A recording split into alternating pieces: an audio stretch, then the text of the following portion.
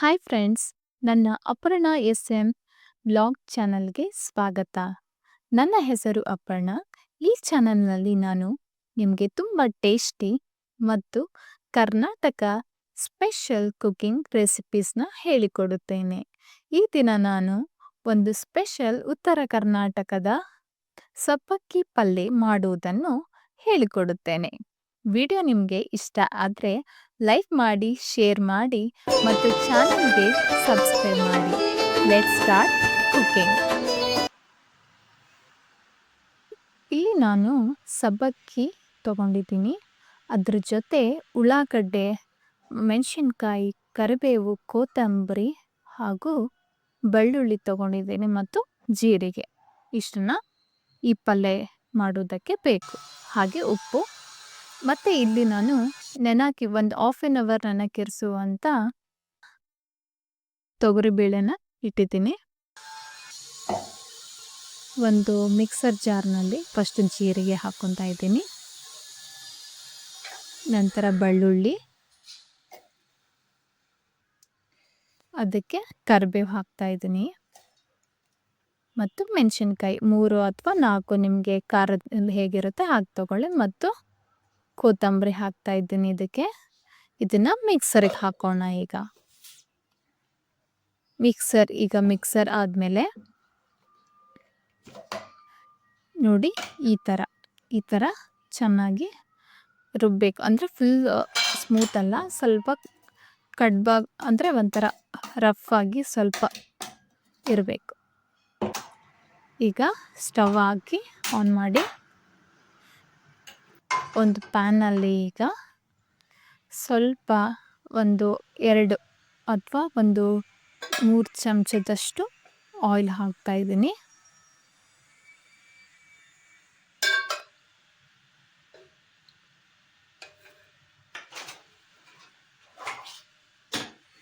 ಈಗ ಈ ಆಯಿಲ್ಗೆ ಈರುಳ್ಳಿ ಹಾಕ್ತಾ ಇದ್ದೀನಿ, ಉಳ್ಳಾಗಡ್ಡಿನ.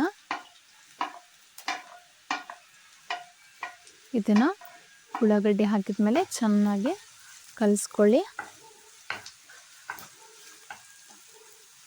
ಸ್ವಲ್ಪ ಉಳ್ಳಾಗಡ್ಡಿ ಹಾಕ್ಕೊಂಡ್ಮೇಲೆ ಸ್ವಲ್ಪ ಈ ಥರ ಇದಾದಮೇಲೆ ಬಾಡಿದ್ಮೇಲೆ ಅದಕ್ಕೆ ಸ್ವಲ್ಪ ಚೆನ್ನಾಗಿ ಫ್ರೈ ಆದಮೇಲೆ ಇಲ್ಲಿ ನಾನು ನೆನಕಿ ಇಟ್ಟಿರುವಂತಹ ತೊಗರಿಬೇಳೆನ ಹಾಕ್ತಾ ಇದ್ದೀನಿ.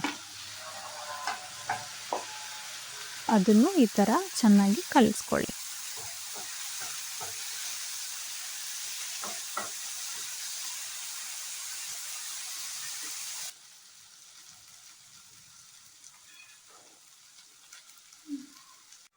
ಹೀಗೆ ಸ್ವಲ್ಪ ಕೈ ಹಾಗೆ 1 ಮಿನಿಟ್ ಅಥವಾ 2 ಮಿನಿಟ್ಸ್ ಕಲಿಸ್ಕೊಂಡಾದ್ಮೇಲೆ ಈಗ ನಾನು ಅದು ಏನು ಪೇಸ್ಟ್ ಮಾಡ್ಕೊಂಡಿದ್ನಲ್ಲ, ಮಿಕ್ಸರ್ಗೆ ಏನು ಹಾಕ್ಕೊಂಡಿದ್ವಲ್ವ, ಅದನ್ನು ಹೀಗೆ ಇದರಲ್ಲಿ ಹಾಕ್ತಾ ಇದ್ದೀನಿ.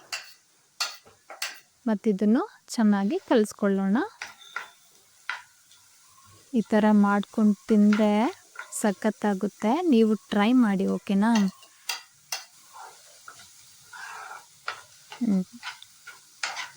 ಈ ಥರ ಆದಮೇಲೆ ಇದಕ್ಕೆ ಅದು ಮಿಕ್ಸರ್ ಜಾರ್ದು ನೀರಿದೆಯಲ್ಲ ಅದನ್ನೇ ಮತ್ತೆ ಹಾಕ್ತಾ ಇದ್ದೀನಿ.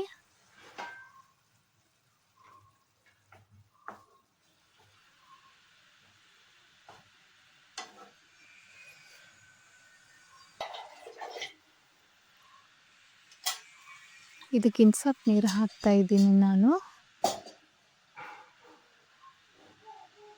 ಯಾಕೆ ಈ ಥರ ನೀರು ಜಾಸ್ತಿ ಹಾಕ್ತೆ ಅಂದರೆ ಅದು ಬೇಳೆ ಇನ್ನೂ ಸ್ವಲ್ಪ ಮೆತ್ತಗಾಗಿದ್ದಿಲ್ಲ, ಇನ್ನೂ ಗಟ್ಟಿಯಾಗಿತ್ತು. ನೋಡಿ ಇಲ್ಲಿ ತೋರಿಸ್ತಾ ಇದ್ದೀನಿ ನೋಡಿ ವಿಡಿಯೋದಲ್ಲಿ. ಸೊ ಈ ಥರ ಇದ್ದಿದ್ದರಿಂದ ನಾನು ಇನ್ನು ಸ್ವಲ್ಪ ನೀರು ಹಾಕ್ಕೊಂಡೆ.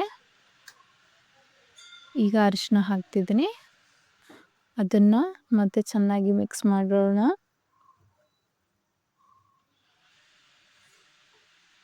ಈ ಥರ ಮಿಕ್ಸ್ ಮಾಡ್ಕೊಂಡ್ಮೇಲೆ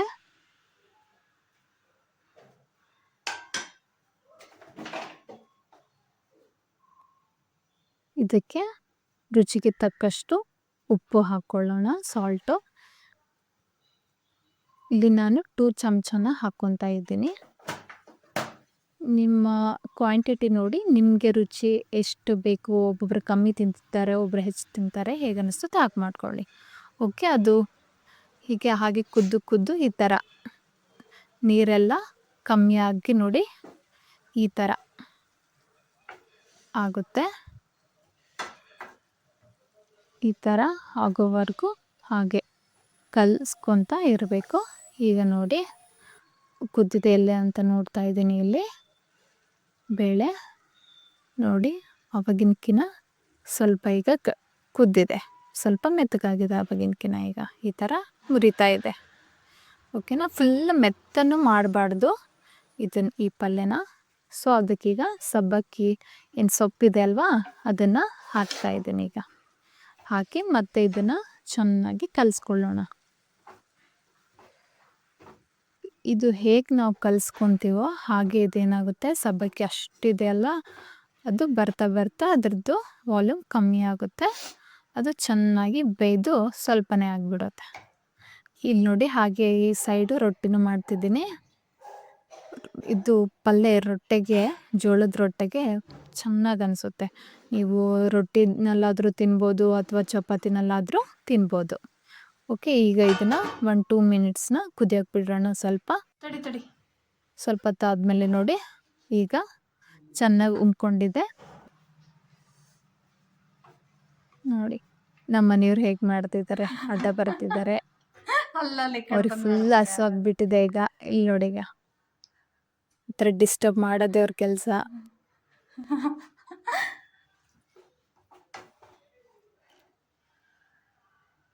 ಈ ಥರ ಬಿಸಿ ಬಿಸಿ ರೊಟ್ಟೆ ಜೊತೆ ಬಿಸಿ ಬಿಸಿಯಾದ ಸಬ್ಬಕ್ಕಿ ಪಲ್ಯ ತಿಂದು ಅದ್ರ ಜೊತೆ ಉಳ್ಳಾಗಡ್ಡಿ ಈ ಥರ ಇದ್ದರೆ, ಸೊಪ್ಪು ಇದ್ದರೆ ಎಷ್ಟು ಚೆನ್ನಾಗಾಗುತ್ತೆ ಅಲ್ವಾ. ನಿಮಗೆ ಈ ವಿಡಿಯೋ ಇಷ್ಟ ಆದರೆ ಲೈಕ್ ಮಾಡಿ, ಶೇರ್ ಮಾಡಿ ಮತ್ತು ನನ್ನ ಚಾನಲ್ಗೆ ಸಬ್ಸ್ಕ್ರೈಬ್ ಮಾಡಿ. Thank you.